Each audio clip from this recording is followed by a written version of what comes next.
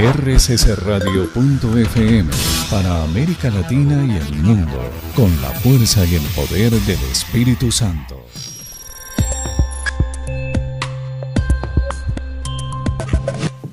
Vamos en este día de Pentecostés a abrir un espacio para la palabra de Dios, para volver a escuchar una vez más la palabra de Dios. Vamos en este rato a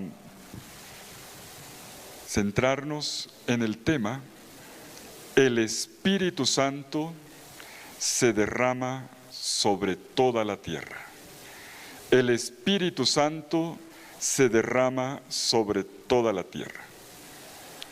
Y quisiera comenzar evocando una obra que leí no hace mucho y que me ha llamado la atención. Tiene como título La fuerza de la fe. El autor no es un cristiano, es un persa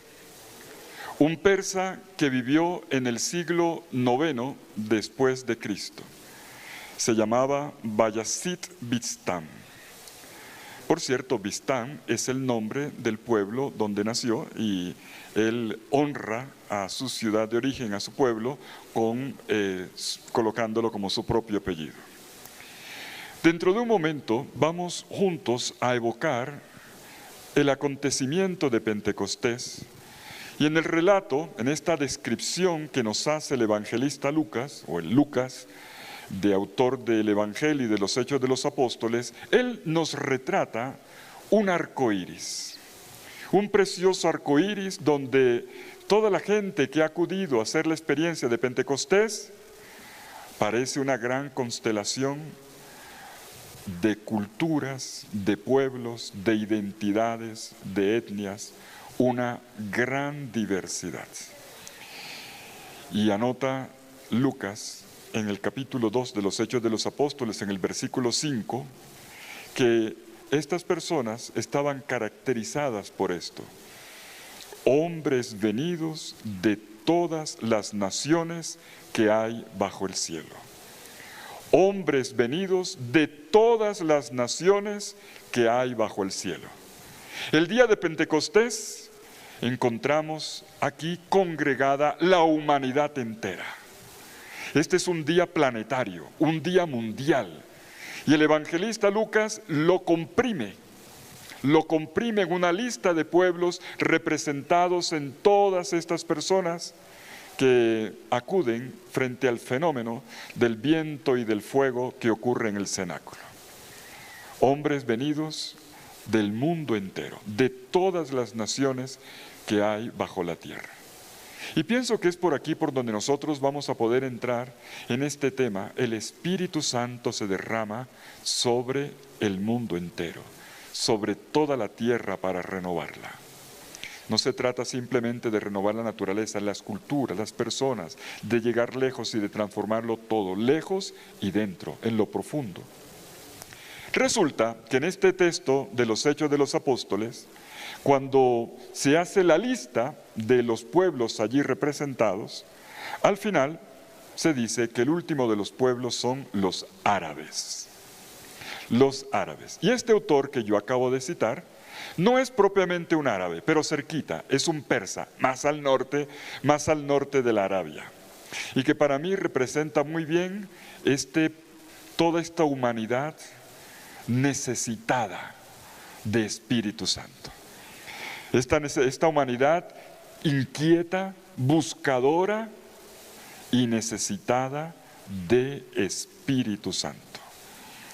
Les comparto un texto de Bayazid Bistán, que dice, es la síntesis de su propia experiencia de vida. Como que pudiéramos ver ahí el sentir de los pueblos de la tierra. Él dice esto: cuando era joven era un revolucionario y le oraba a Dios con estas palabras: oh Dios, dame la fuerza de cambiar el mundo. Creo que es el sueño de todo ser humano. dame la fuerza, al menos de contribuir un poquito para cambiar este mundo. Y él sigue, pero cuando llegué a la mitad de mi vida, a los 40, cuando ya está casado y ya tiene hijos, ella tiene familia, dice, vi que no había logrado cambiar ni a uno solo.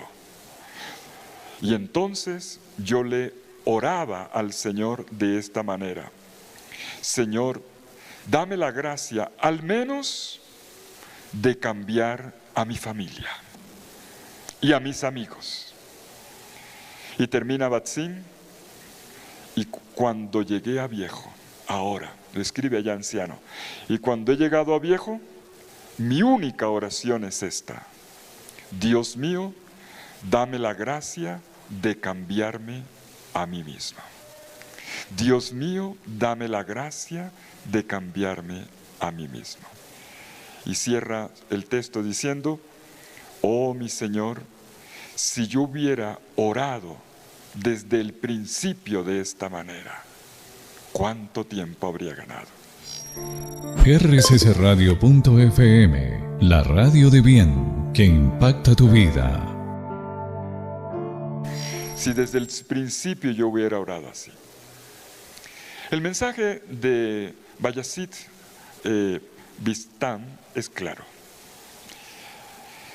Quien se cambia a sí mismo puede cambiar el mundo. Puede cambiar aquello que lo tiene incómodo en el mundo afuera. Se convierte en instrumento de transformación. El sufrimiento de muchas familias, de muchos padres de familia es: no he podido con mis hijos, o no he podido con fulano de tal. Hoy el Señor, y quiero entrar por aquí, nos dice: quiero cambiar, sí. Vamos a cambiar el mundo, vamos a cambiar la familia, vamos a cambiar la comunidad, pero hoy yo quiero cambiarte a ti. Hoy yo quiero hacerlo entrando profundamente en tu vida. Y entonces, una vez que le damos voz a esta inquietud del corazón, que puede ser la voz de los pueblos de la tierra, sentimos necesidad de un cambio, de una transformación. ¿Por dónde empezamos? La respuesta en Pentecostés es el Espíritu Santo. El que renueva la faz de la tierra, te renueva a ti, llenándote con su presencia, con su poder y con su amor.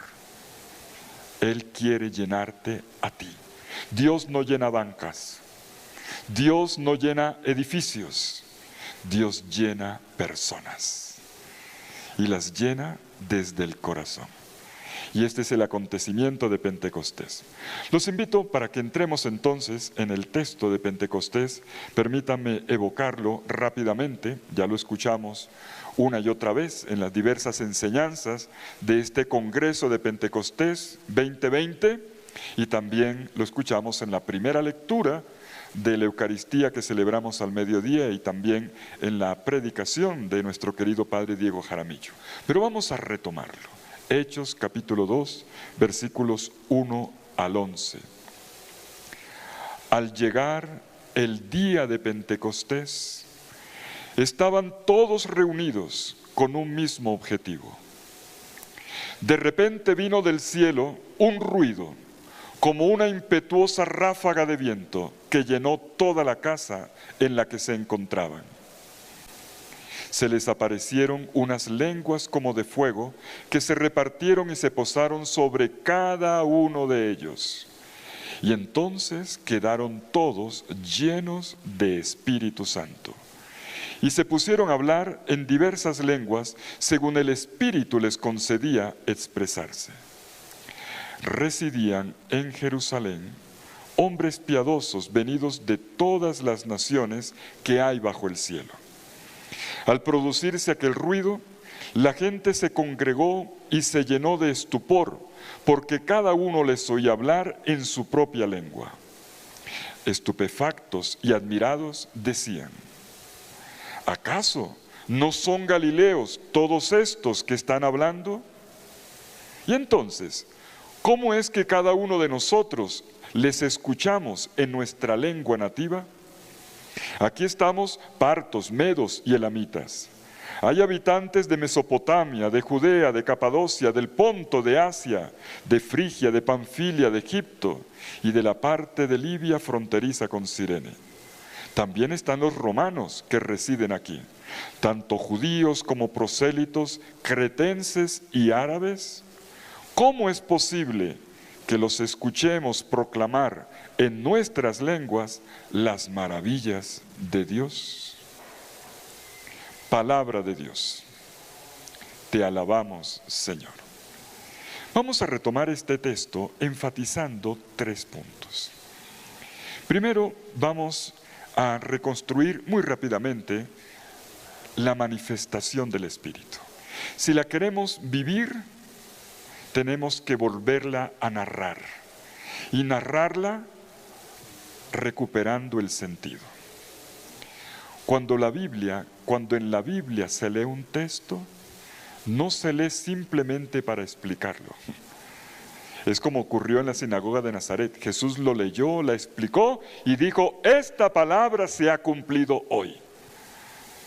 Esta es nuestra manera de leer la Escritura. Cuando leemos la palabra, como Jesús, la explicamos, pero esta explicación tiene que terminar en, esta palabra se cumple. Esta palabra se realiza.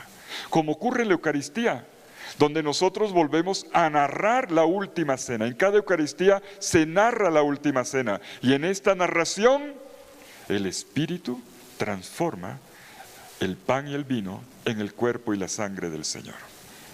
Cada vez que leemos el texto de Pentecostés, el Espíritu vuelve a actuar como lo dice el texto, como el primer día y como lo hace siempre. La palabra acontece y el Espíritu entonces se manifiesta. Y es esto lo que en esta tarde, leyendo el texto, queremos experimentar.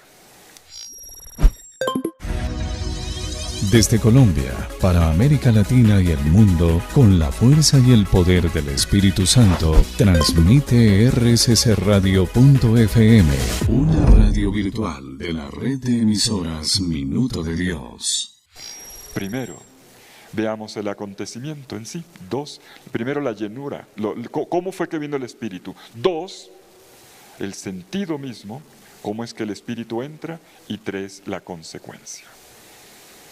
El texto comienza diciéndonos que en el día de Pentecostés ocurrió ante la comunidad reunida.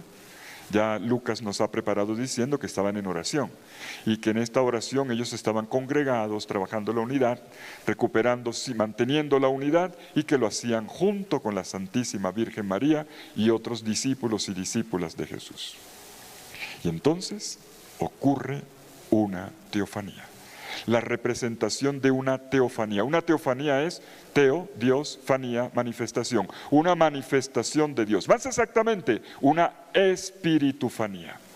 En la Biblia, cuando Dios se manifiesta, siempre, siempre, siempre lo hace con 2 elementos que son recurrentes. Uno para el oído y otro para la vista. Cuando Dios quiere acontecer, siempre prepara el terreno. ¿Y cómo preparó Dios este terreno? Con una teofanía, despertando los 2 sentidos del aprendizaje. El oír, tanto que la Biblia lo repite, escucha, escucha, escucha. O un papá con el hijo, escuche. O un maestro, escuche. El primer sentido del aprendizaje, despertar el oído, la atención, la sensibilidad para aprender y recibir. Y luego la vista. Como le dicen uno por ahí, vio, el oír y el ver. Y entonces con estos 2 elementos que son recurrentes en todos los relatos de teofanía, el Espíritu Santo viene. Y el primer signo es el del oído. Se escuchó como el viento, como una ráfaga fuerte que llenó la casa. El siguiente signo viene para la vista. Y se hizo ver, literalmente en griego es se hizo ver, no solo vieron, se les manifestó, se hizo sentir. Ahora viene lo que vieron. ¿Qué vieron? Lenguas como de fuego, que se distribuyeron, diamerizo en griego, se distribuyeron uno por uno, fueron particularizando uno por uno, se posaron encima, dentro de cada uno de ellos. Cuando uno en la Biblia lee esto, fuego, viento, inmediatamente la Biblia nos invita a hacer la conexión. Tenemos toda una red de conexiones cuando uno habla de viento, y podríamos comenzar desde el Génesis y el viento y el espíritu que aleteaba, y podemos recorrer del Génesis al Apocalipsis. Pero hay un texto que es muy particular y que tiene que ver precisamente con esto que estamos viendo en esta tarde. El Sinaí, la alianza del Sinaí. Cuando Dios liberó a su pueblo de Egipto, el momento cumbre de la liberación fue la alianza. Dios libera, pero ¿libera para qué? Para luego ponerse el anillo contigo, para decirte: quiero tejer una relación contigo, una relación de amor contigo. Yo me hago tuyo y tú te haces mío, como un matrimonio. Alianza es la expresión esponsal de la fe matrimonial, una entrega total y absoluta, un Dios que se me da en totalidad y yo me abandono, me doy a Él en totalidad. Yo me hago suyo y Él se hace mío. Y Dios liberó al pueblo para eso. Esa es la razón de ser del Éxodo. En Éxodo capítulo 4, versículos 20 y 21, cuando Moisés va donde el faraón para darle el argumento de por qué tiene que dejar salir al pueblo, se lo dice claramente. No es simplemente porque la opresión es una cosa que no va, porque es un abuso, porque es una negación de los derechos humanos. Todo eso es verdad. Pero Moisés no dijo eso. Moisés lo que dijo es: Dios te manda a decir que Israel es su hijo primogénito. Mencionó una relación. Lo que mencionó fue una relación, y una relación entrañable. En el Éxodo se tiene en vista una relación. Dios libera ¿para qué? Para tejer una relación, un encuentro personal, una relación personal con Dios. Es lo que van a hacer de ahí. Yo a veces, y perdóneme que lo diga, discúlpeme, perdóneme, a veces yo quedo inquieto porque cuando el Señor hace obras en uno ora, y créame, Dios es providente, Dios escucha más de lo que uno cree. Lo que se espera cuando tú le das las gracias a Dios por el beneficio recibido es que tú hagas alianza con Él. No es para que tú le digas gracias Señor y sigues la vida como no. La obra del Señor es siempre un escalón primero para un escalón segundo, que es el más importante. Dios te atrae para una relación con Él. Dios obra salvíficamente y de mil formas en la vida de uno, para traernos, para llevarnos siempre a su Sinaí, para ponerse el anillo con nosotros, para decirnos: yo soy tuyo y tú eres mío. Y resulta que en el capítulo 19 del libro del Éxodo, se nos dice, 19, 16 al 25, se nos dice que cuando el pueblo llegó al Sinaí, a mí me recuerda, el texto de Pentecostés lo evoca, estaban todos hechos una asamblea, unidos. El Kahal Adonai se dice en el texto hebreo, todos como una asamblea. Y Dios se manifestó. ¿Y cómo se manifestó? Lo mismo, primero el viento.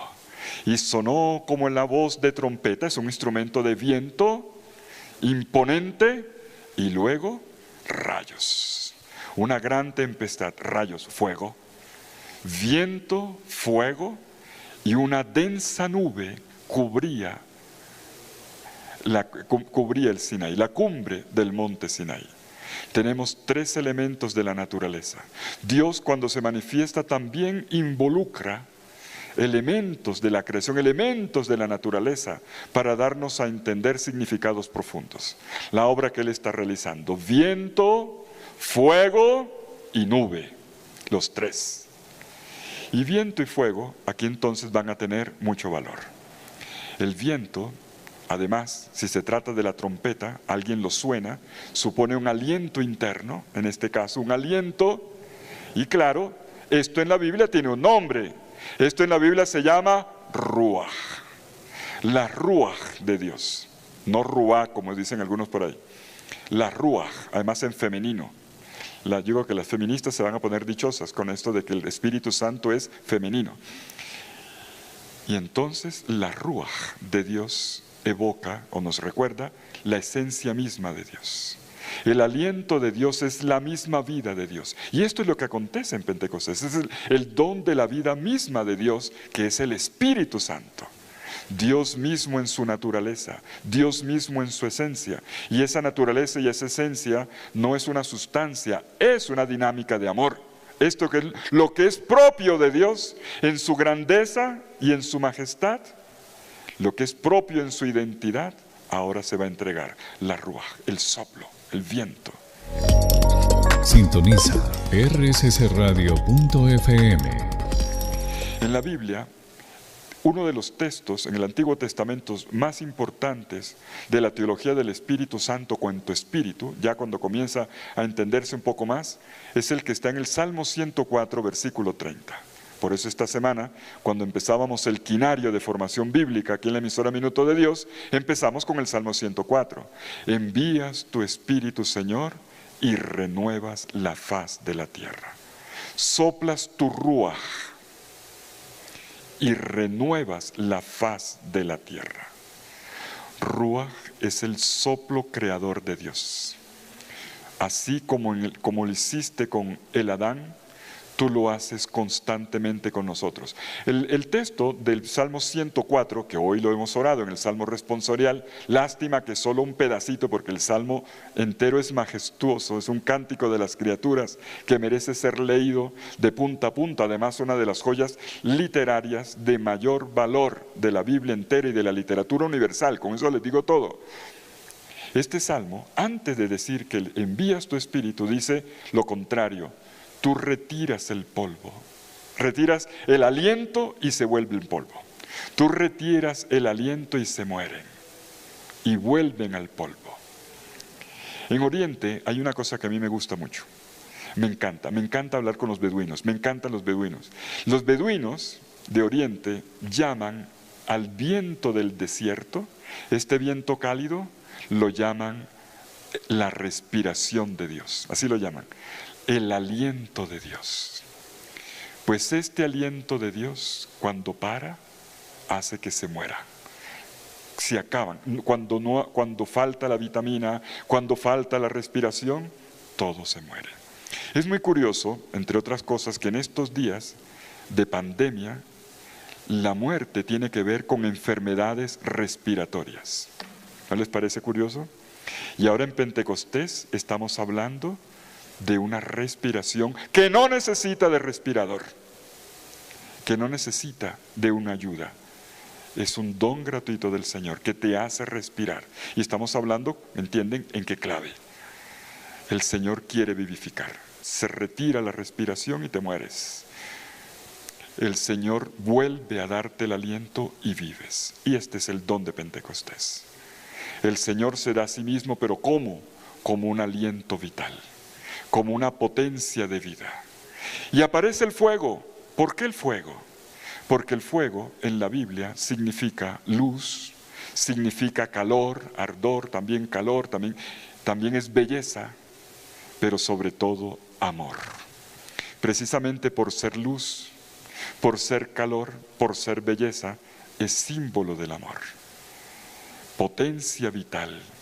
Dios te llena con su vida, con su misma vida, pero sobre todo con su amor, con la grandeza de su amor, viento y fuego. Y de esta manera ocurre la manifestación de Dios. Pero miremos el punto siguiente, detengámonos en el versículo 4.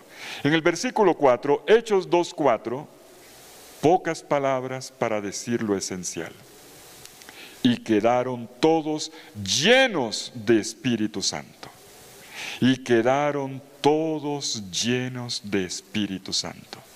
Cuando yo escucho estas palabras en la liturgia, cuando se proclama, a mí me dan unas ganas de ponerme de rodillas, porque es como en la consagración. Este es el momento en que envía tu Espíritu, en ese momento está ocurriendo. Y quedaron todos llenos de Espíritu Santo. Pues les cuento un detalle, ustedes que les gusta leer la Biblia, que son buenos lectores de la Biblia. Esta palabra llenar se viene diciendo desde el principio. En apenas 4 versículos, 3 veces aparece la palabra llenar. La primera en el versículo 1 del capítulo 2, que las traducciones de la Biblia dicen, y cuando llegó el día de Pentecostés. No es cuando llegó, cuando se completó, cuando se llenaron los días de Pentecostés. La segunda, cuando sopla el viento y se llenó la casa con este viento, llenó. Claro, si tú no llenas tus pulmones, aquí se llenó la casa. Y finalmente, llena a cada apóstol. 3 veces se habla del llenar. Se llenó un tiempo, se llenó una casa y se llenó cada persona. Y primero, cuando dice se llenó el tiempo, es importante.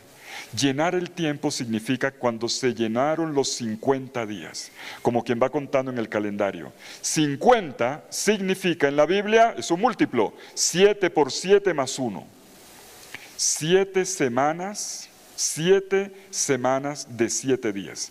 El 7 ya nos recuerda a creación, como en el poema de la creación. Los 7 días de la creación, pero ahora 7 veces. ¿Por qué? Porque la Pascua es precisamente eso. No sé si ustedes recordarán un canto que cantábamos antes, los que ya tienen algunas canas como yo, los que ya llegaron al 5º piso, seguramente habrán cantado un canto que dice, el pueblo que en la Pascua nació. Todos reunidos, el pueblo que en la Pascua nació. Pues resulta que esto es verdad. La Pascua es el nacimiento de un pueblo. La Pascua es el comienzo, el Sinaí, la alianza, es la plenitud. Pascua y Pentecostés están conectados por 7 semanas que indican plenitud. Y originalmente esto se llamaba en hebreo Shavuot, la fiesta de las 7 semanas. ¿7 semanas de qué? En las 7 semanas que transcurrían entre la siembra, cuando pasa el invierno, lo primero que se hace en la primavera es sembrar.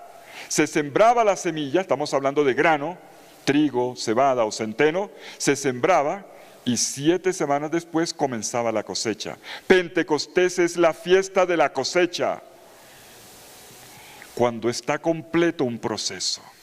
¿Cuál proceso? El de la libertad, el de la Pascua. Y en esta libertad Dios completa, cierra su obra, el fruto de la Pascua, la cumbre de la Pascua, el sello de oro de la Pascua, es la alianza. Y ese es el sentido original de la celebración hebrea de Pentecostés. Pero resulta que ahora estamos en una nueva alianza. Y esta nueva alianza tuvo su semilla en la cruz. Jesús en la última cena había dicho que su muerte, lo dijo con el cáliz en la mano, significando su propia muerte violenta. Esta es la alianza nueva en mi sangre. O esta es la sangre de la nueva alianza en la versión de Mateo. En Lucas 20:20 esta es la sangre, la nueva alianza en mi sangre. Pues lo que se sembró en la Pascua, en la muerte, alianza, ahora es alianza plena cuando el Señor la sella contigo. Cuando ese amor del Señor, del amor del Padre que se nos entregó en el Hijo, ahora por el Espíritu viene a ti y te llena completamente. Entonces podemos hablar de un llenar el tiempo. El Señor completa una obra en ti. Pentecostés no es una celebración cualquiera, no es una experiencia cualquiera, es lo completo de la obra de Dios, lo más completo de la obra de Dios.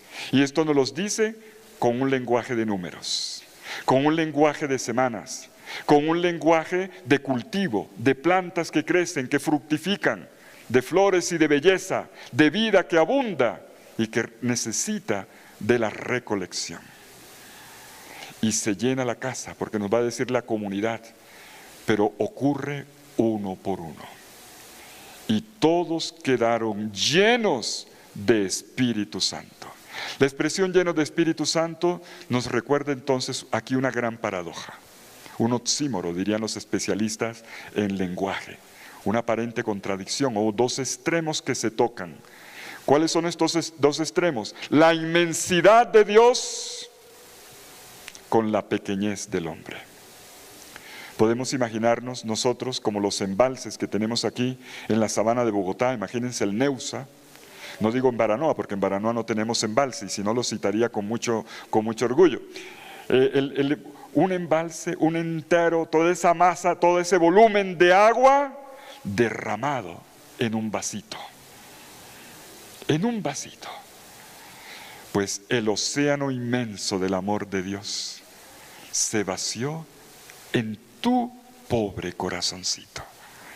Y entonces tienes llenura total de Dios.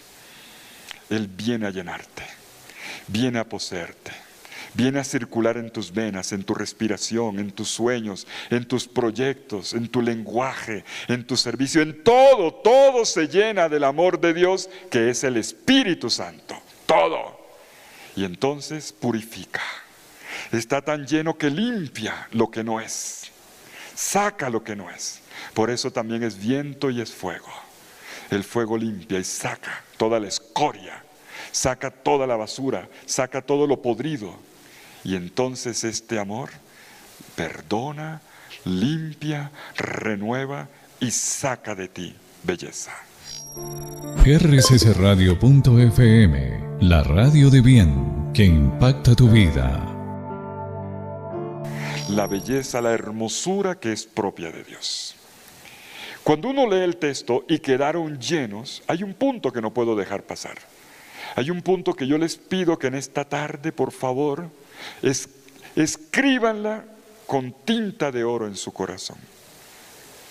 Esta llenura de que se habla en Hechos 2:4 es el cumplimiento, la plena realización de algo que ha ocurrido. ¿Dónde? En el Sinaí.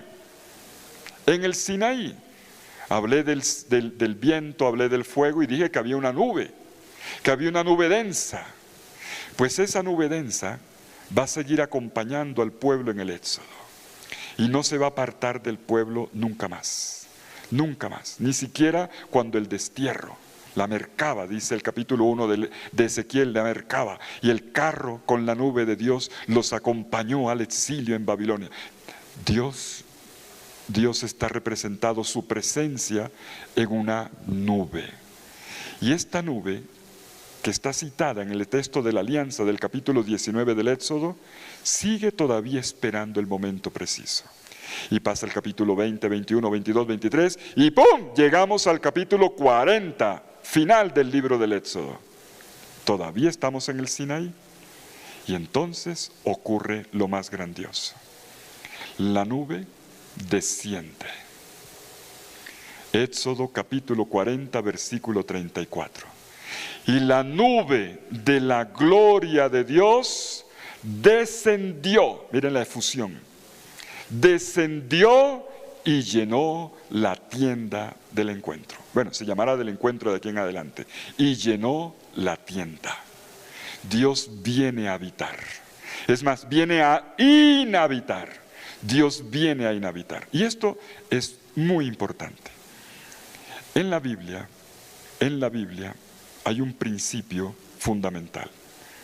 Un principio que es compartido con las culturas orientales en los relatos de creación que llamamos cosmogónicos, los relatos de origen. Todos coinciden con esto, pero la Biblia nos los va a narrar mejor que ninguno.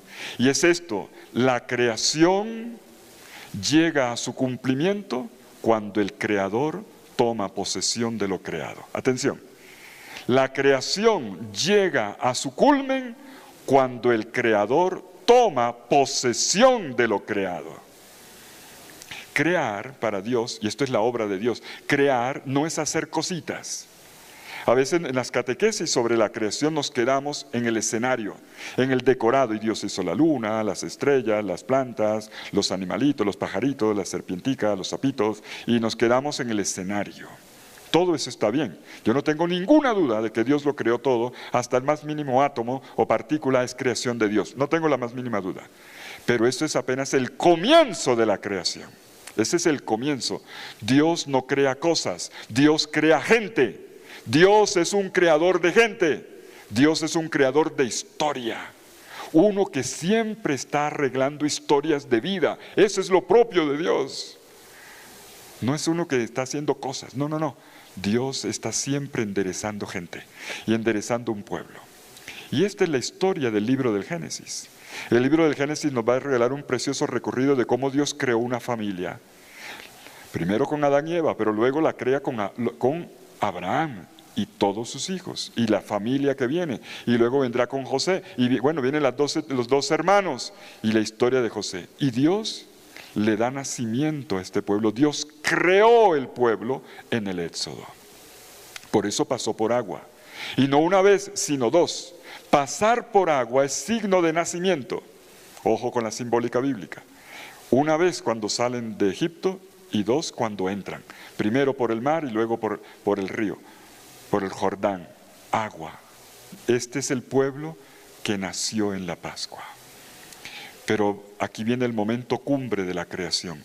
El Creador toma posesión de lo creado. Él viene a habitar lo creado. Él viene no simplemente a acompañar. No es la nube elevada que va indicando un camino o que va protegiendo de la insolación frente al estío del sol en el desierto para que nadie muera de insolación. Es el Dios que no solamente me acompaña, sino que me habita. Y habitar significa reinar. Habitar significa dirigir. Cuando uno lee el libro del Éxodo y de ahí en adelante el libro de los Números, que continúa este capítulo 40, ¿y qué ocurre con esta tienda habitada, llena de la nube de la gloria? Nada se mueve en el pueblo de Dios sin que Dios lo diga. Y por eso Moisés siempre viene a la tienda del encuentro y consulta: Señor, ¿hacemos la guerra o no? Señor, caminamos, levantamos el campamento o nos quedamos. Señor, mira que falta pan, mira que falta agua, mira que resultaron culebras, mira que hay problemas. Nada se mueve sin Dios. Habitar significa reinar. Y reinar significa dirigir.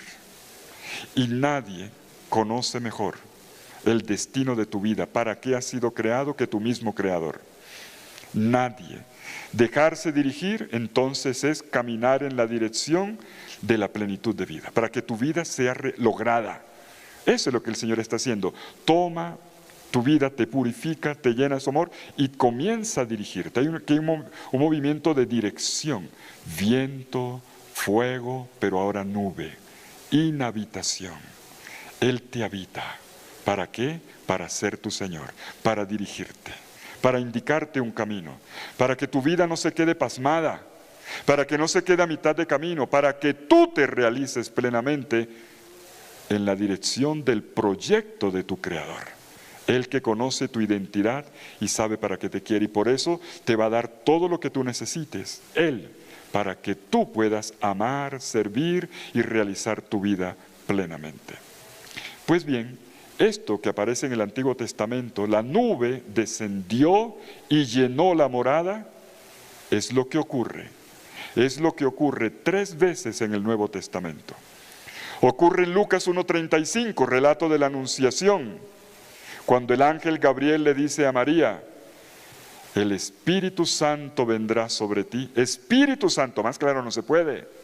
El Espíritu Santo vendrá sobre ti y el poder del Altísimo te cubrirá con su sombra. ¿Qué es lo que está ocurriendo? La Shekinah. La Shekinah, la gloria de Dios, que es el Espíritu, ahora llena a María y engendra al Hijo de Dios en su vientre virginal. Shekinah, la nube del Éxodo, ahora es la nube que viene sobre María. La palabra en griego es parecida, episkiazo, en griego Shekinah, en griego episkiazo, te habitará, descenderá sobre ti, te cubrirá, significa te habitará, y te habitará.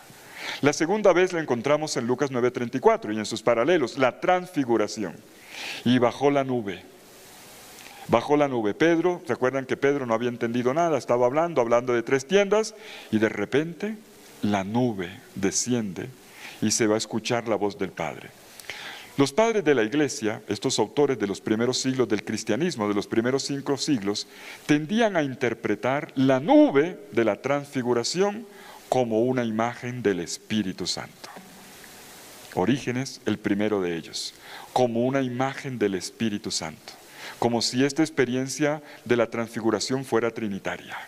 Está el Padre, está el Hijo que es el transfigurado y el Espíritu en la nube que cubre, conectándonos claramente con Lucas 1:35 y remitiéndonos a aquello que viene, que trae su hilo desde el Antiguo Testamento. Y hay un tercer texto, ¿adivinen cuál? Hechos 2:4, Pentecostés. Y quedaron todos llenos. Es la gloria de Dios inhabitando, llenando completamente. Y como ustedes son curiosos lectores de la Biblia, muy buenos lectores de la Biblia, como veo que doña Blanquita de Osorio aquí está pasando la Biblia para allá y para acá. Blanquita, en Hechos, capítulo 5, versículo 15, la sombra de Pedro. Ese canto que cantamos, la sombra de Pedro, el verbo es el mismo. Ahora resulta que esto que te habita a ti en Pentecostés se convierte en sombra que puede sanar a otros. Y es la historia de la sombra de Pedro, del texto de la sombra de Pedro que hacía maravillas. Era el poder de Dios que pasaba a través de él. Desde Colombia, para América Latina y el mundo, con la fuerza y el poder del Espíritu Santo, transmite rccradio.fm, una radio virtual de la red de emisoras Minuto de Dios. Tenemos entonces la llenura, completo, gloria de Dios que te habita. Díganme ustedes si no es una maravilla. Y esto es lo que hoy estamos celebrando. Dios quiere habitar en ti. Dios te pide permiso para llenarte. Y esta venida del Señor limpia, revitaliza y te habita. Es una compañía amable, es un dulce huésped del alma, vamos a decir en el Beni Creator. Es el dulce huésped que viene a habitarte, a hacerte casa de Dios, templo de Dios, presencia misma de Dios. En tu vida ahora hay una llenura que tú vas a irradiar. Y viene el punto número 3, que decimos más rapidito. Si tú estás lleno de Dios, ¿qué es lo que va a salir? Dios. Y esto se ve en una vida de oración. Por eso, lleno de Dios, ¿qué puedes hacer? 1, orar. Orar. 2, proclamar. Proclamar a Dios. Tu lenguaje no solamente es a Dios en la oración, sino cuando tú hablas de las maravillas de Dios. Te vuelves intérprete de la obra de Dios en ti y en los demás. Pero no solamente esto, tú también puedes entrar en las diversidades. Es lo que nos dice el texto en el versículo 4 del capítulo 2. Y dice que cada uno hablaba en lenguas, en lenguas según el Espíritu les concedía expresarse. Tengo que aclarar que aquí estas lenguas de que habla el versículo 4 no son las lenguas de la oración, son lenguas de predicación. No son lenguas donde uno no sabe qué se dice, sino todo lo contrario, se entiende lo que se dice. Y tiene un carácter idiomático, pero no es exactamente que se volvieron políglotas y ahora hablan inglés, alemán, ruso, chino y tailandés. No. Lo que está diciendo es más que eso. Lo digo porque he escuchado a algunos hermanos que dicen, bueno, ¿y ahora puedo hablar todas las lenguas del mundo? Sí y no. Tú vas a hablar, el Señor te da una capacidad de comunicar lo suyo a personas que piensan diferente. Esto es impresionante. Ahora tú eres capaz de integrar las diversidades. A veces hay diferencias generacionales, no nos entendemos, padres e hijos. Pues el Señor genera una capacidad comunicativa. No nos entendemos con diversas maneras de pensar. El Señor genera una capacidad comunicativa y un efecto. Una capacidad de lenguaje para anunciar al Señor. Una proclamación de las maravillas del Señor. Pero también aquí se habla de que todos se entendían en un mismo lenguaje. Este es otro aspecto. De estas lenguas, todos se entendían en un mismo lenguaje. Es decir, ¿cuál lenguaje? El lenguaje de la fe. Es decir, en la proclamación del mismo Señor, de Jesucristo. Todos nos encontramos en la proclamación del mismo Jesucristo y nos hacemos hermanos. Y somos capaces de ponerle el hombro al Evangelio y de llevar adelante en el mundo el proyecto de Jesús, que es el Evangelio, capaz de transformar el mundo. un nuevo lenguaje, una nueva manera de expresarnos, una nueva manera de orar. Y en medio de toda esta comunicación maravillosa, si es comunicación entrañable de corazón a corazón y de total sintonía, podemos hablar del perdón. En el Evangelio de Juan, en el capítulo 20, versículos 19 al 23, que hemos leído hoy en la celebración de Pentecostés, en la Eucaristía del mediodía, como lo leímos también el mismo día de Pascua, el mismo texto conecta el día de Pascua con el de Pentecostés, el mismo Evangelio. La Iglesia lo puso intencionalmente, porque la Pascua tiene una unidad. Y hoy no estamos celebrando la fiesta del Espíritu Santo como tercera persona de la Trinidad, lo que estamos celebrando es el acontecer de Dios en el Espíritu como plenitud de la Pascua. El don de Dios mismo que completa ahora, al completar toda esta obra, recuerden la semilla, la recolección, ahora completo en el don de Él mismo, que es el Espíritu Santo. Lo que celebramos es un verbo, la venida. La salida de Dios y la venida. Eso es lo que estamos celebrando. Y entonces entendemos, con Juan ahora, el que acompaña Pascua y Pentecostés, que este soplo del Espíritu significa misión y reconciliación. Como el Padre me envió, yo los envío a ustedes, y esta misión es una reconciliación. Perdonen los pecados. Y a quienes se los perdonen les quedarán perdonados, y a quienes se los retengan les quedarán retenidos. Perdón en la Biblia no es, oye, perdóname, discúlpame, no lo quería hacer, y quedamos a mano. No, en la Biblia perdonar es reconstruir vidas. Eso es perdonar. El perdón es una reconstrucción de la vida de una persona, no simplemente un acuerdo entre dos personas que tuvieron diferencias. No, el perdón es una reconstitución de la persona.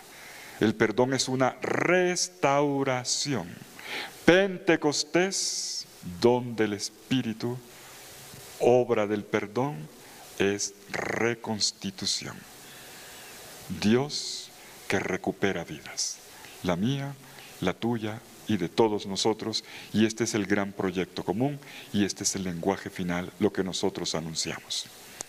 Permítame terminar con otras palabras que tampoco son de un católico. Comencé con las de un musulmán y quisiera terminar con las de un ortodoxo. Se trata de las palabras de un patriarca, el patriarca de Antioquía, Ignacio IV Hatzim, quien nació en el año 1920 y murió no hace mucho, en el año 2012. ¡Qué tipazo! Y que en el Concilio Vaticano II, que era ecuménico, fue invitado. Y quien hizo uno de los mejores pronunciamientos sobre el Espíritu Santo que se hicieron en el Concilio Vaticano II, en esta primavera de la Iglesia. Él interpretó muy bien, en pocas palabras, qué es lo propio del Espíritu Santo.